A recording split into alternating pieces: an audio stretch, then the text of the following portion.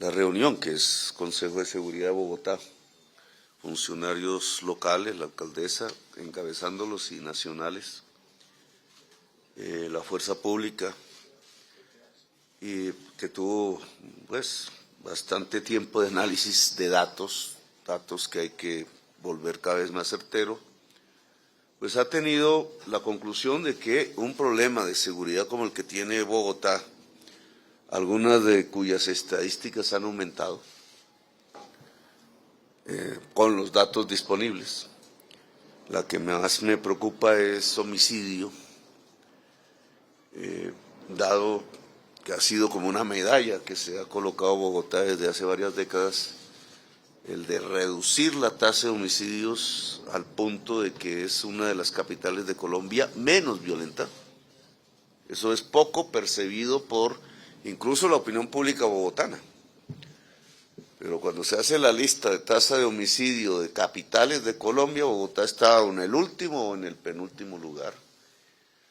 Para una ciudad tan grande y compleja es un gran éxito, cuando en el año 93 estaba con Medellín encabezando las ciudades más violentas del mundo.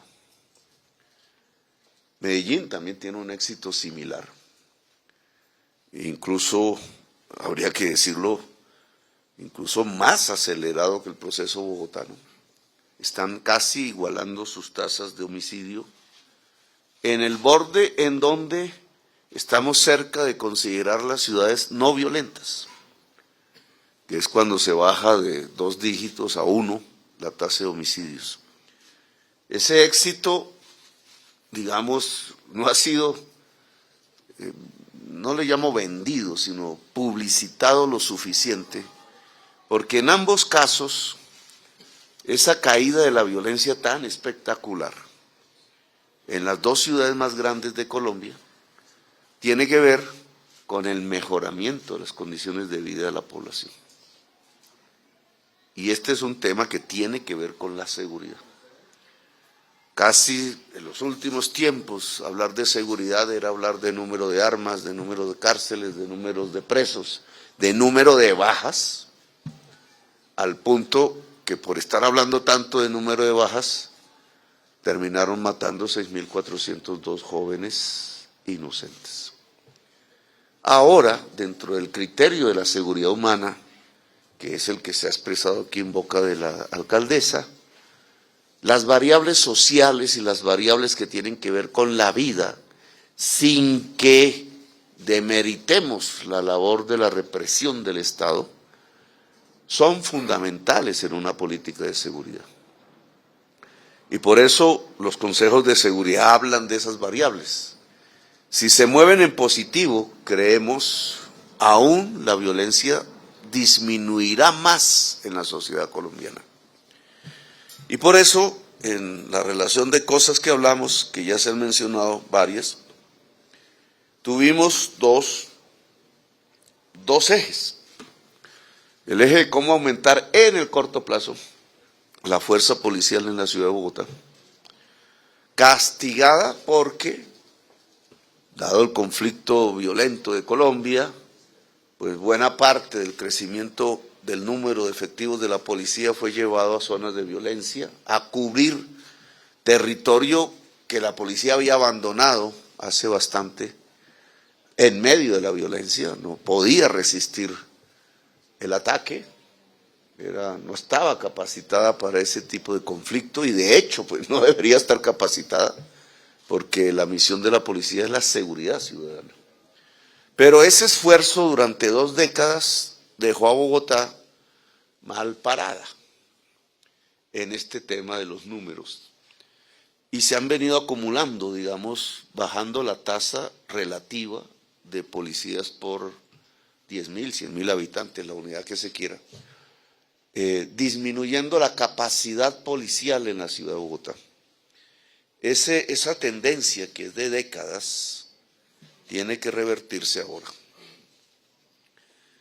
En eso ayudará un poco los esfuerzos de paz en el país, pero en el corto plazo y de manera concreta el esfuerzo se centra en que todo el personal policial que hoy está en actividades administrativas, cuando fue educado para otro tipo de actividad, debe salir a las calles.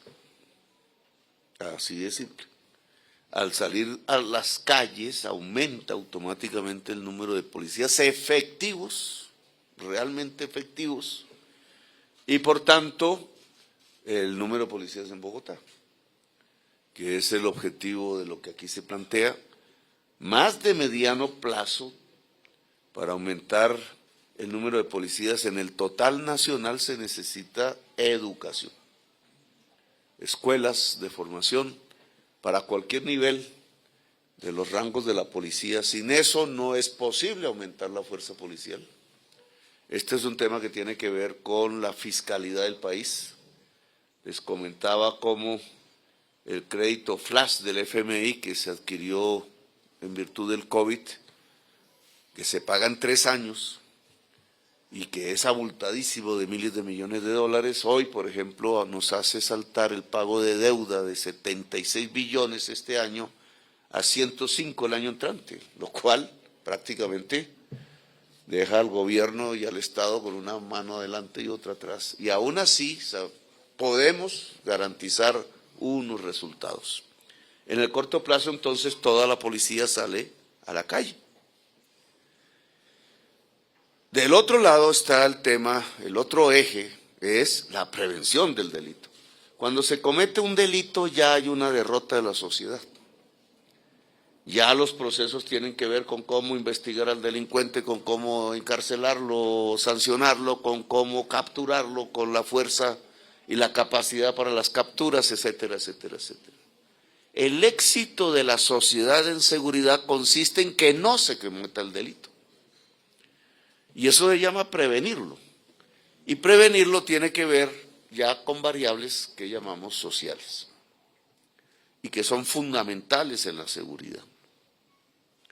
Yo diría que la variable fundamental para una sociedad pacífica es educar a su niñez.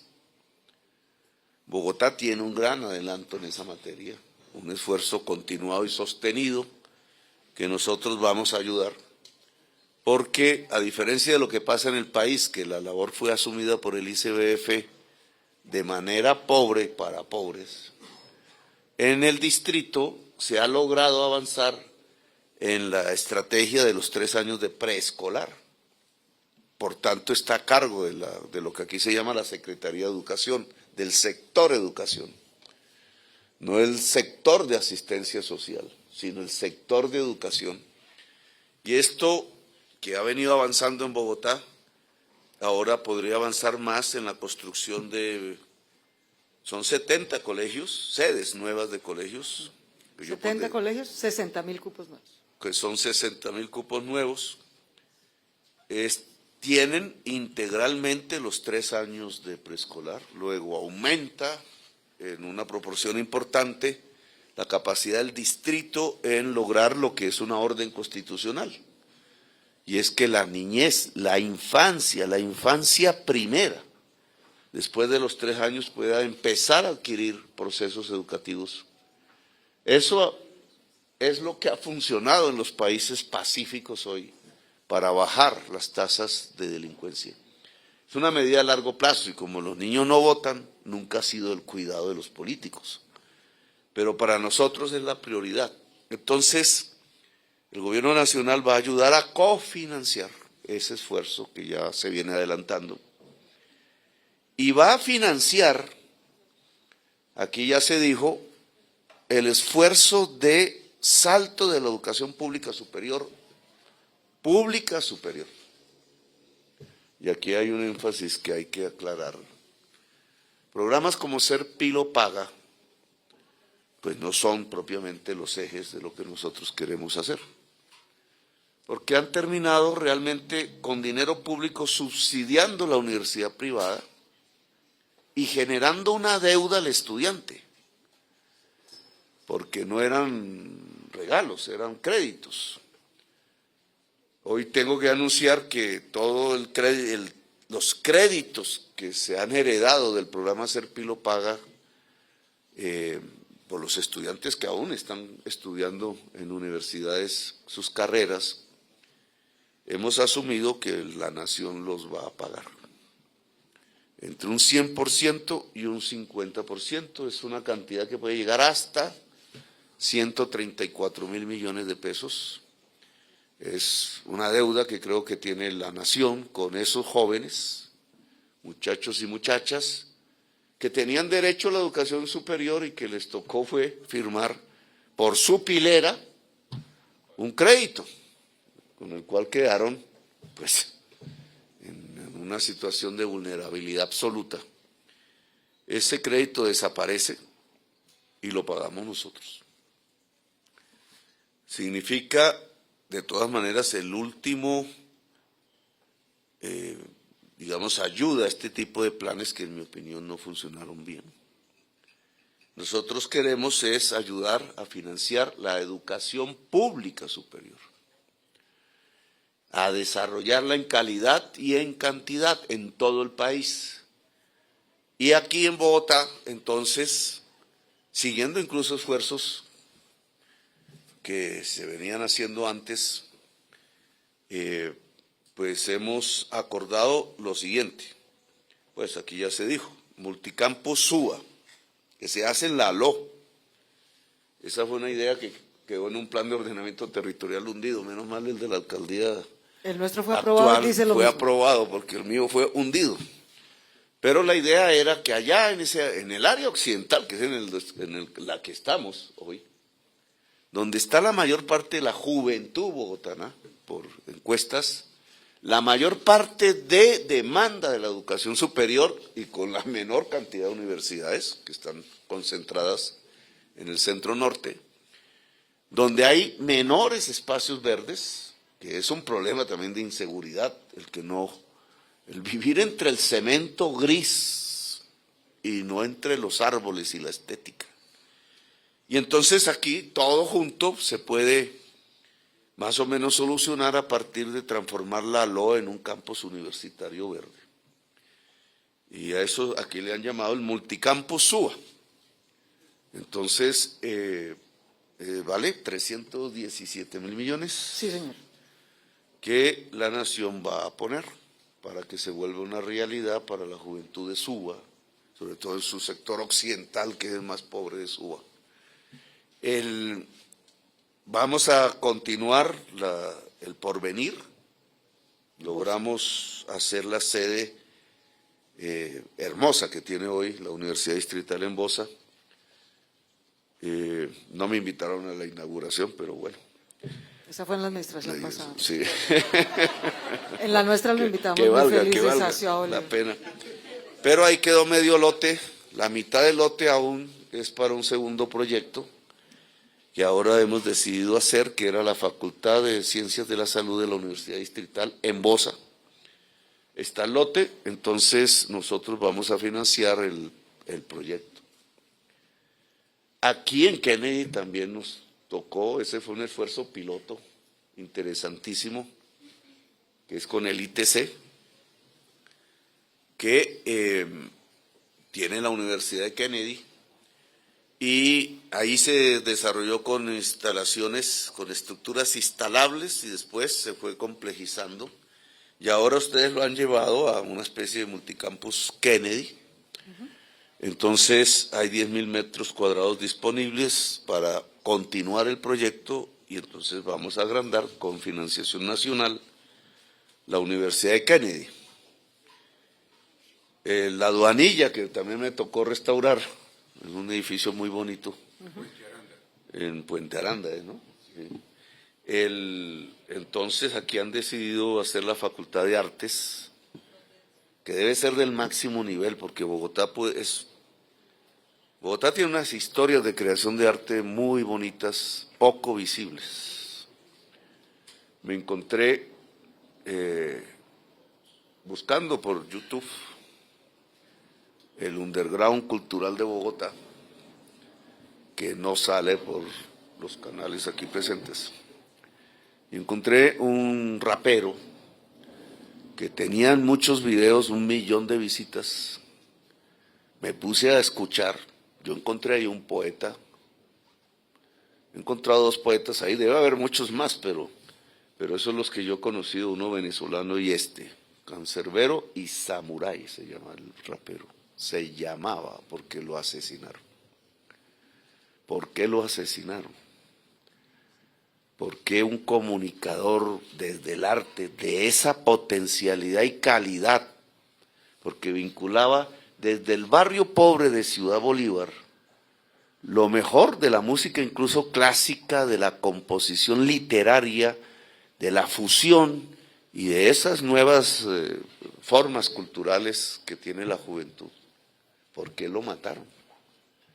Eso es interesante, pero ahí, mirando eso, uno puede observar cómo en la base del barrio popular, un tipo de educación, que no es la del país, es la bogotana, pública bogotana, que ha llevado a enseñar a tocar los violines, a tener las partituras y leerlas, a leer poesía, por ejemplo, y logra que estas vanguardias, en las formas actuales, puedan hacer arte.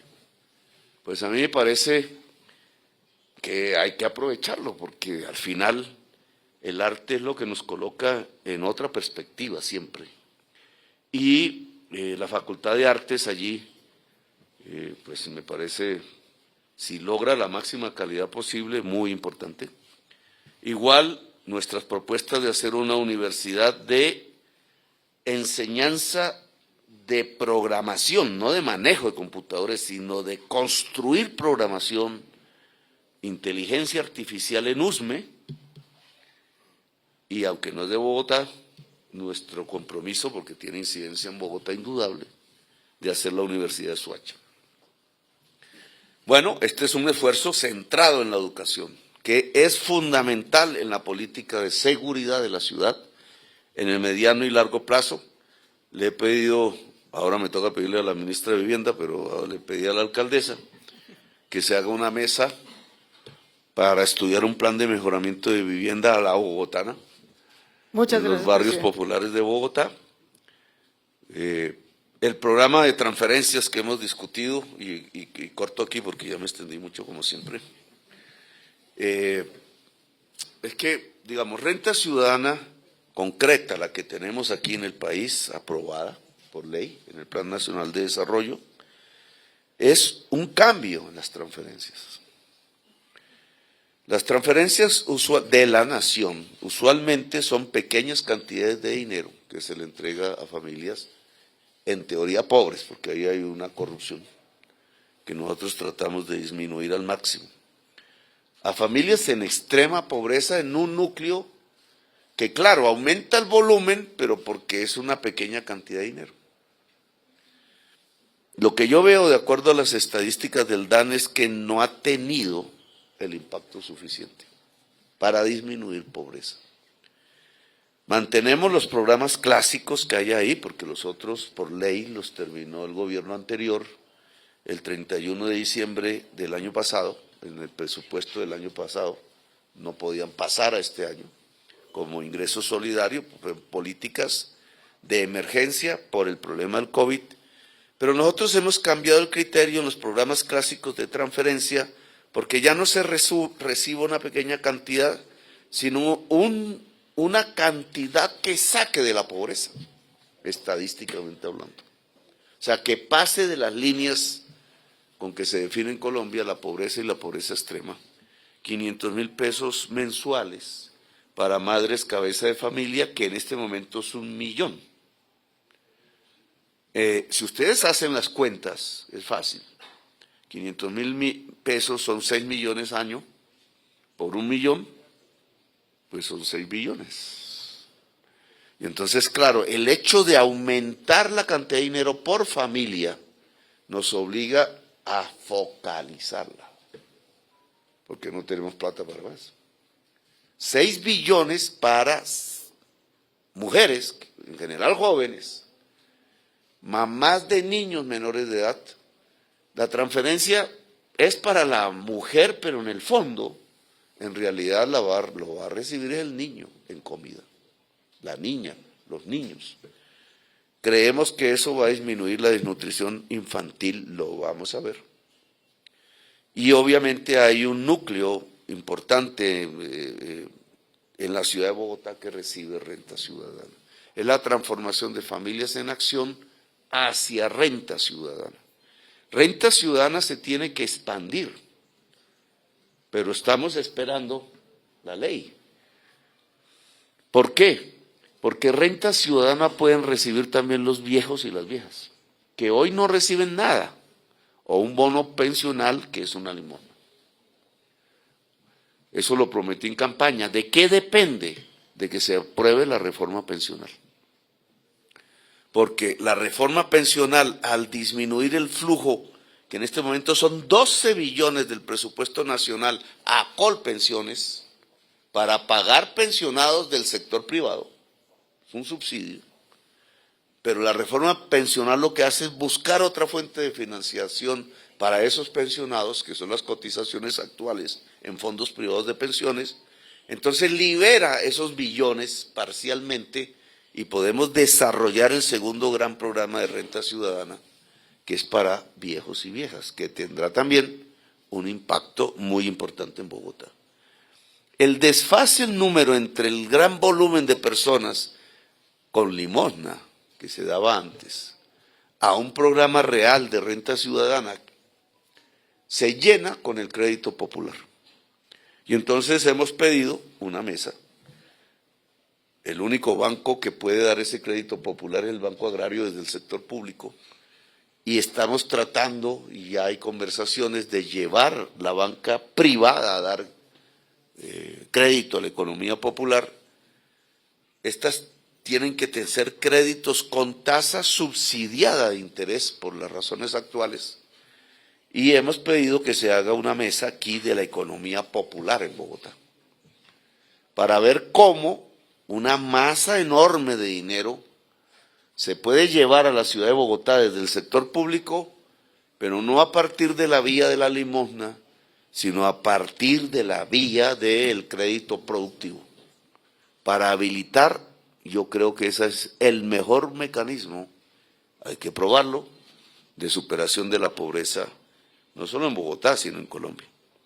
Y estos son los aspectos sociales de una política de seguridad que hemos propuesto, y en varios temas fundamentales pues nos hemos puesto de acuerdo, más el crecimiento del número de la policía. Y ya como me extendí demasiado, entonces gracias, muy amable por haberme escuchado. No hablamos de metro hoy, pero digamos, a una funcionaria anunció procesar a unos funcionarios míos porque están haciendo un estudio para ver si hay una alternativa en un trayecto de metro subterráneo que financiaría completamente la nación. Todo eso depende, que ya es para el mes de octubre, o sea que además se nos cruzó con las elecciones, o sea que se nos volvió complejo el problema, como fue en mi época el metro, pero eso lo hablamos, ¿cierto?, en una pasada ocasión. Ya veremos qué dicen esos datos, qué dicen los electores bogotanos también, y qué dice la realidad China. Tengo entrevista con el presidente chino el 25 de octubre y son temas de los que hablaremos, no solo de eso, en Pekín. Entonces, nunca veremos qué dice el jefe de Estado chino sobre estos temas, si nos puede ayudar a darle una mano a la transformación del transporte en Colombia hacia lo férreo y lo eléctrico. Bueno, gracias, muy amables.